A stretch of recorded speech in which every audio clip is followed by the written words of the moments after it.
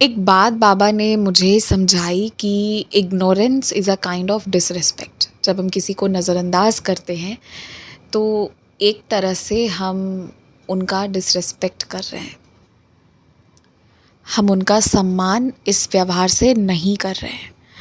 जय साई राम आप सभी साई भक्तों को, वेलकम टू बंदे हैं हम साई के।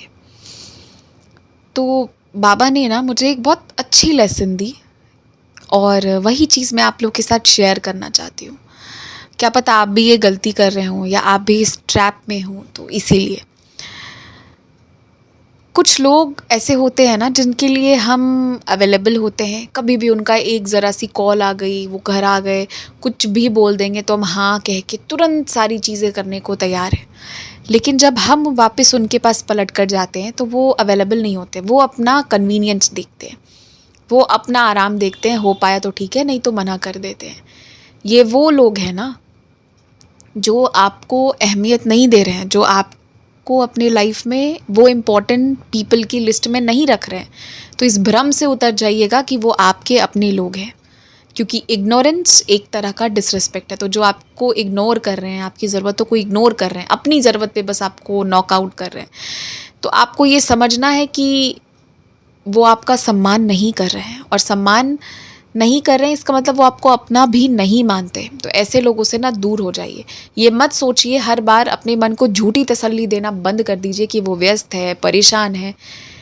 कोई इंसान इतना व्यस्त या इतना परेशान नहीं हो सकता कि वो दिन 24 घंटे में ना 5 मिनट भी निकाल के जवाब दे दे। एटलीस्ट यही कह दे कि 2-3 दिन के लिए मुझे तुम फ़ोन मत करो या मुझसे तुम बातें मत करो। ऐसा नहीं हो सकता। अब मैं आपको एक बात बताती हूँ। जो एक तो मेरा चैनल का नंबर है और एक मेरा पर्सनल नंबर है। जो मेरा पर्सनल नंबर है वो क्योंकि वो मैं बहुत सेलेक्टेड लोगों के साथ मैंने रखा हुआ है, क्योंकि मैं सब कुछ को मिक्स नहीं करती। मेरे चैनल वाले लोग काफ़ी स्पेशल हैं, मेरे बाबा के बच्चे, उसको मैं अलग रखती हूँ। और जो मेरी प्रोफेशनल लाइफ है जिसका एक समय सीमा है कि हाँ भाई सुबह से शाम तक इतने टाइम तक फ़ोन आना है, फिर मैं उसे बंद करूँ जो भी करूँ, तो वो अलग अलग बाबा ने वो भी मेरी लाइफ में बहुत ज़रूरी चीज़ है। वो भी मेरी लाइफ का प्रोग्रेस और ग्रोथ का संकेत है। तो वो दोनों अलग अलग चीज़ें हैं। तो होता ये है कि जो मैंने 2 नंबर्स अलग अलग रखे हैं ना, तो जो बाबा वाला फ़ोन है वो तो कभी कभी ऐसा, मतलब बहुत दिन ऐसा होता है कि मैं यूज़ नहीं भी करती हूँ, तो वो तो मालूम ही है आप सबको। पर जो मेरा दूसरा ऑफिशियल नंबर है वो तो हम चाहें या ना चाहें वो तो हमें रोज़ यूज़ करना है। तो कभी कभी ऐसा होता है ना कि मैं बाहर से देख लेती हूँ ना कि हाँ भाई इस इंसान ने मुझे मैसेज कर दिया, तो मेरी तसल्ली हो जाती है कि चलो आ गया मैसेज, कि ये इंसान ठीक है। मेरे मन में फिर हो जाता है कि हाँ ये इंसान ठीक है, और फिर मैं पलट के रिप्लाई कभी कभी नहीं देती हूँ। तो बाबा ने कहा ये गलत है। तो क्या होता था ना कि जब भी मुझे सामने से मैंने देख लिया कि हाँ मेरे कुछ खास लोग हैं, इनके मैसेजेस आ गए, मतलब ये लोग ठीक है, मेरे मन में तसल्ली हो गई। तो बाबा जानते हैं वहाँ मेरा इंटेंशन कभी भी बुरा नहीं था। मेरा इंटेंशन ये रहता था कि भाई इन लोगों के मैसेजेस आ गए, सब जीवित हैं, ठीक है, मेरे लिए ये काफ़ी है, थैंक यू बाबा। मैं इस पे रह जाती थी, तो मैं कभी कभी मैसेजेस नहीं खोलती थी। फिर बाबा ने मुझे एक घटना के थ्रू ये समझाया कि बेटा तुम्हारे मन में ये प्यार है, पर तुम ये चीज़ बताओ। अभी जब लोग हैं तब तुम बताओ, तुम सामने से ग्रीट करो, तुम सामने से रिस्पॉन्ड बैक करो। तब मुझे बाबा ने ये चीज़, उसी वक्त मुझे बाबा ने ये चीज़ भी समझाई। मतलब मैं इग्नोर नहीं कर रही थी, पर तब बाबा ने मुझे एक घटना से ये भी समझाया कि देखो तुम तो मैसेज कर रहे हो, और मतलब तुम तो अच्छे वे में कि हाँ ठीक है सोच के मन में रख ले रहे हो, सामने ये चीज़ कम्युनिकेट नहीं हो रही है। पर कई लोग ना इसी तरीके से किसी को इग्नोर करते हैं, और इग्नोरेंस एक तरह का डिसरिस्पेक्ट है।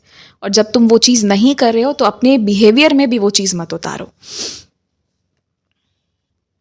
होता ये है कि हमारी ग्रुप में ना एक हमारा फ्रेंड था, ठीक है, तो उसके साथ ऐसे है ना कि उसे जब ज़रूरत होगी ना तो वो फ़ोन करेगा कि सुनो ना मेरी ना जॉब में ये प्रॉब्लम आ गई, वो प्रॉब्लम आ गई। फिर हम सब बैठ के उसके लिए प्रेयर कर रहे होते हैं। जब हम कुछ नहीं कर सकते हैं तो हम प्रेयर कर रहे होते हैं। एक्चुअली कोई उसके लिए माता रानी के मंदिर में दीपक लगा रहा होता है, कोई साई सचरित जी पढ़ रहा होता है, कोई कुछ कर रहा होता है, कोई कुछ कर रहा होता है। फिर वो थैंक यू वगैरह भी बोलेगा कि थैंक यू तुम लोगों ने प्रेयर करा, मेरा सारा काम हो गया। बट इसके बाद ना वो इंसान फिर से, अगर उससे सामने से हम लोग मैसेज करें चाहे कुछ भी करे, तो वो अपना कन्वीनियंस पूरा पूरा देखता है। और कई दफ़ा ऐसा होगा कि वो उसका मैसेज का रिप्लाई ही नहीं आएगा, हम वेट करते रह जाते हैं। इससे इंसान परेशान होता है क्योंकि कोई वेट कर रहा है, किसी का मन वहाँ पे लगा हुआ है, तो पूरा ध्यान दूसरी चीज़ों पे नहीं लग पा रहा है। तो जब ये चीज़ हुई ना मेरे साथ, मेरे फ्रेंड्स के साथ, तब ये सब जब हुआ तो मुझे समझ नहीं आया कि ये चीज़ क्यों हुई। तब मुझे बाबा ने समझाया कि बेटा ये जो भी चीज़ है ना, ये तुम्हें बताने के लिए, ये इंसान तुम्हारी लाइफ में आया था ये समझाने के लिए कि ये तुम लोगों को कौन सी जगह रखता है। ठीक है, तुम इसके लिए इम्पोर्टेंट नहीं हो, ज़रा सा भी नहीं हो। होते तो ये तुम्हारे लिए भी अवेलेबल होता, और अगर ये समय नहीं भी निकाल सकता है तो रिस्पॉन्स ज़रूर करता कि भाई देखो मैं इन चीज़ों में फंसा हुआ हूँ, बट एटलीस्ट बात करता। बट ये पूरी तरह इग्नोर कर रहा है क्योंकि ये तुमको उस ज़रूरी लोगों की लिस्ट में दूर दूर तक नहीं रखता। तो ये चीज़ ना आप समझिए, अगर आप ऐसी गलती किसी के साथ कर जा रही हो, जैसे मैं, कुछ लोगों के मैसेजेस आ रहे हैं 1-2 दिन बीच करके भी, तो मुझे लगता है हाँ हाँ ये लोग ठीक है, मुझे तसल्ली है, तो फिर मैं वापस से मैसेज नहीं खोलती हूँ। मुझे लगता है मैसेज आ गया ना मतलब ज़िंदा है, ठीक है, मेरे लिए सबसे ज़रूरी है कि भाई जीवित हो मेरे लोग। तो मेरा वो रहता है कि हाँ आ गया ना मैसेज, ठीक है, मेरा ये इंटेंशन रहता था। बट बाबा ने मुझे समझाया कि नहीं, तुम भी सामने से रिस्पॉन्ड बैक करो, क्योंकि तुम प्यार कर रहे हो मन में, बट ये चीज़ समझ नहीं आ रही है सामने। उनको लगेगा कि तुम इग्नोर कर रहे हो, वो डिसरिस्पेक्टेड फील करेंगे।